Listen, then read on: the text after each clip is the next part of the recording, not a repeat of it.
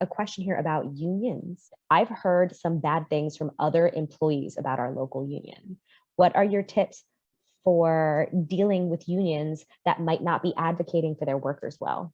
Unions are a little challenging because different unions, we're seeing like different unions pop up, and depending where you're located, the major union in that area might be, you know, different in Massachusetts than what it is in Illinois or California. There is a lot of pushback from companies because they don't want their staff to unionize, and where it is so new and we don't really have that sort of federal protection, you know, your best bet is becoming active within your union to advocate for yourself and for your team. But it can be challenging because, you know, unionizing, you know, can be beneficial for employees within the cannabis economy. I'm going to use that word, Danielle. But you know, there may be unions that don't necessarily look out for the best interest of the employees. It's really hard to determine what union you're going to get. So again, you'd want to do research before the company, if you're part of that decision to unionize.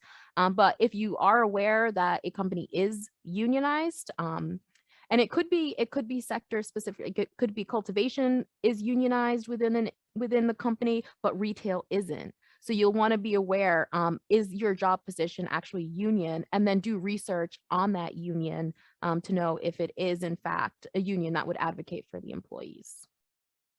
Yeah, really good point there, that unions are not guaranteed to make the situation better, especially if you're working for the company and part of the group that's helping unionize. That is, I don't wish that upon anyone.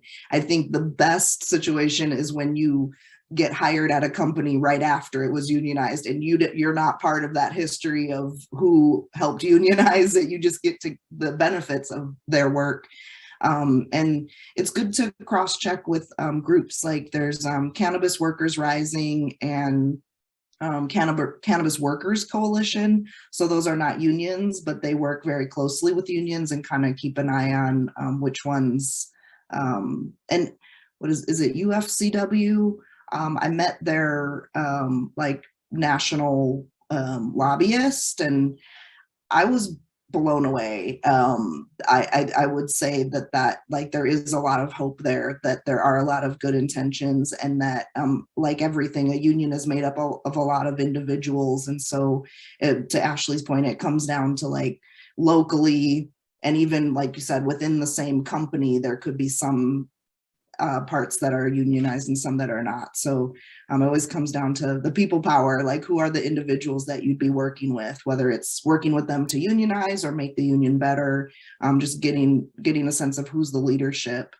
Like we'd mentioned before, when in the last campaign, we were sort of talking a little bit about like red flags and green flags, how unions, although they're not a perfect solution, are a green flag because it suggests, it signals that the company is open to having a conversation of what their workers really need. So as Danielle and Ashley had mentioned already, bear in mind that they might not be perfect. Do your own research if you're hearing these things, and get involved. The only way to really know what you're dealing with is to get involved anyway. So